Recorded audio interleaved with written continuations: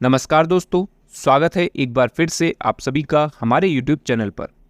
दोस्तों, आज हम यूपी टेट 2015 के बाल विकास के इम्पॉर्टेंट प्रश्नों को सॉल्व करने जा रहे हैं जो 2015 के बाल विकास के पेपर में पूछे गए थे। आप चैनल पर पहली बार हो तो चैनल को सब्सक्राइब करके बेल आइकन को प्रेस कर दें। वीडियो को पूरा देखें और वीडियो को लाइक अवश्य से कर दें।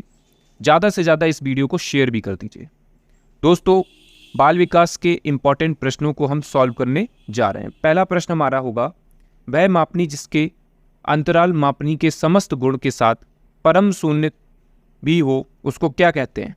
तो ऑप्शन नंबर डी, अनुपात मापनी कहा जाता है। इसमें नामित मापनी, क्रम सूचक मापनी और अंतराल मापनी तीनों आ जाते हैं। दूसरा प्रश्न हमारे सामने है, फ्राइड के अनुसार हमारे मूल्यों का अंतर्कीकरण किसमें होता है? तो ये होता है पराहम में।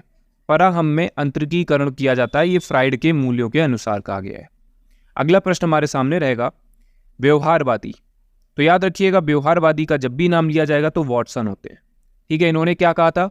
मुझे नवजात शिशु दे दो, मैं उसे डॉक्टर, वकील, चोर या जो चाहूं बना सकता हूं। ये कथन किसका है? वॉटसन का है। और ये याद रखिएगा, ये व्यवहारवादी है।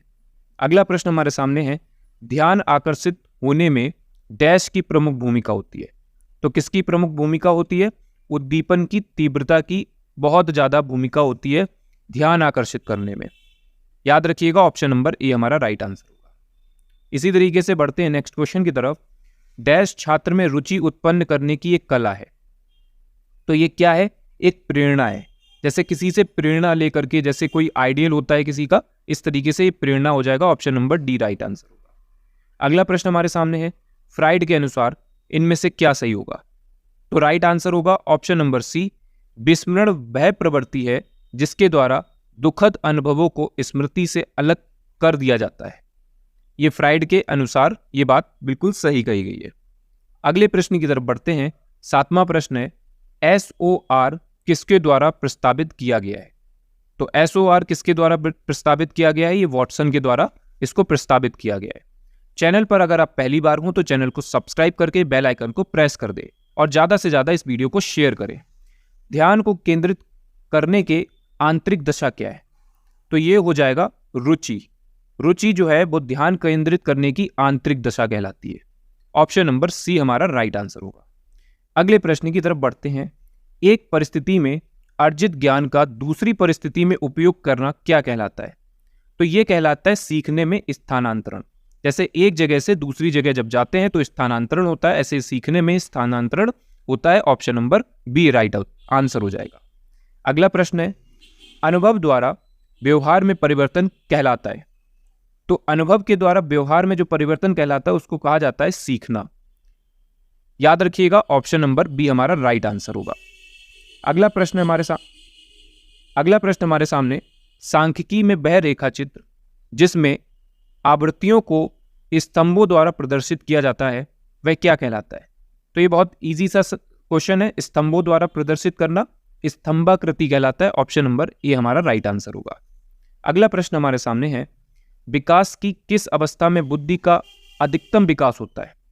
तो ये बहुत ही जरूरी है, बहुत ही इंपॉर्टेंट प्रश्न है। तो ये इसका आंसर हो जाएगा किशोरावस्था। किशोरावस्था में जो विकास की अवस्था है उसमें बुद्धि का सबसे ज्यादा विकास हो जाता है।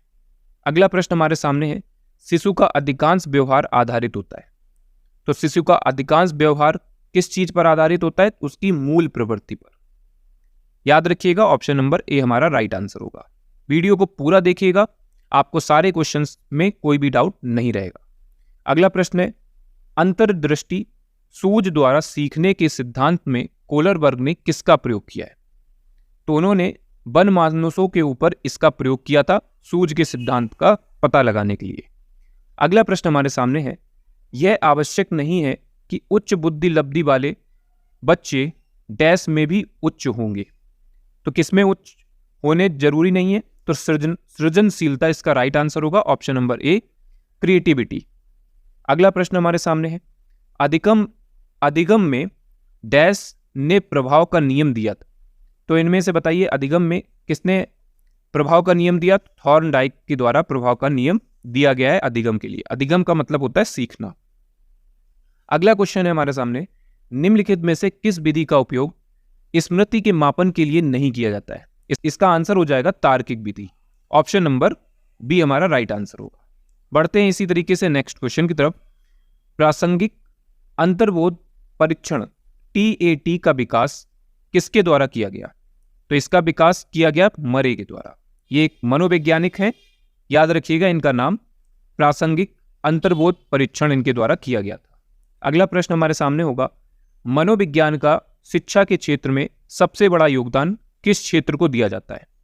तो ये बाल केंद्रित शिक्षा को सबसे बड़ा योगदान माना जाता है, क्योंकि बालक को केंद्र में रख करके ही हम किसी काम को कर सकते, शिक्षा अर्जित करवा सकते। अगला प्रश्न है, निम्नलिखित में से कौन सा वृद्धि और विकास के सिद्धांत से संबंधित नहीं है? तो वृद्धि और विकास से संबंधित कौन सा नहीं है? तो वर्गीकरण का सिद्धांत इससे संबंधित नहीं है। Option number B right answer हो जाएगा। इसी तरीके से बढ़ते हैं 21वें प्रश्न की तरफ। कक्षा शिक्षण में पाठ प्रस्तावना सोपान सीखने के लिए नियम पर आधारित है।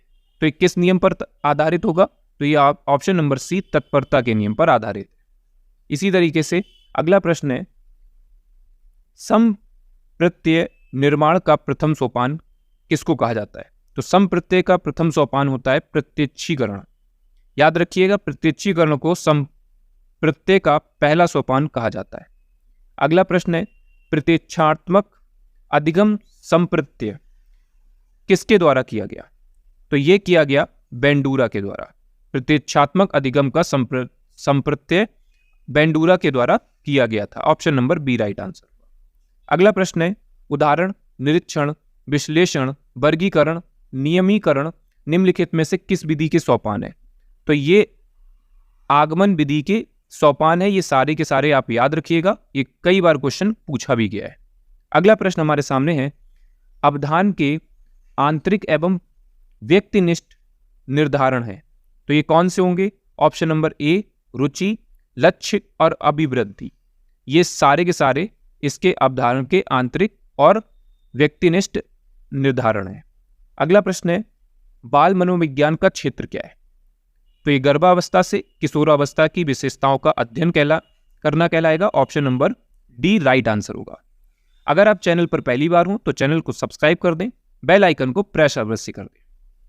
अगला प्रश्न है, वह अवस्था जो कि माता के 21वें गुणसूत्र जोड़े के अलग ना हो पाने के कारण होती है, उसको क्या कहा जाता है? तो डाउन सिंड्रोम कहा जाता है। Option number A right answer हो जाएगा। अगला प्रश्न हमारे सामने रहेगा 28वां प्रश्न है, कोलर वर्ग के अनुसार किस अवस्था में नैतिकता बाह्य कारणों का द्वारा निर्धारित होती है? तो ये किसके द्वारा कहा गया है? कोलर वर्ग के द्वारा कहा गया है। इसका राइट आंसर होगा पूर्व पारंपरिक अवस्था। ऑप्शन नंबर ए राइट है। अगला प्रश्न हमारे सामने है, निम्नलिखित में से कौन सा एक सही क्रम है? ऑप्शन नंबर डी अंडाणु, शुक्राणु, युग्मनज और ब्लास्टोसिस्ट इसका राइट आंसर हो जाएगा। ऑप्शन नंबर डी सही है। अगला प्रश्न जो कि अंतिम प्रश्न है इस वीडियो का, अंतर्मुखी, बहिर्मुखी और उभयमुखी व्यक्तित्व का वर्गीकरण किसके द्वारा किया गया है? तो युंग मनोवैज्ञानिक के द्वारा इनका वर्गीकरण किया गया है। ऑप्शन नंबर बी हमारा राइट आंसर होगा। इस तरीके से आपने यूपी टेट 2015 के प्रश्नों को आज देखा है। ये वीडियो कैसा लगा कमेंट के जरिए जरूर बताइएगा। चैनल पर पहली बार हो तो चैनल को सब्सक्राइब करके चैनल में बने रहें हमारे साथ। धन्यवाद।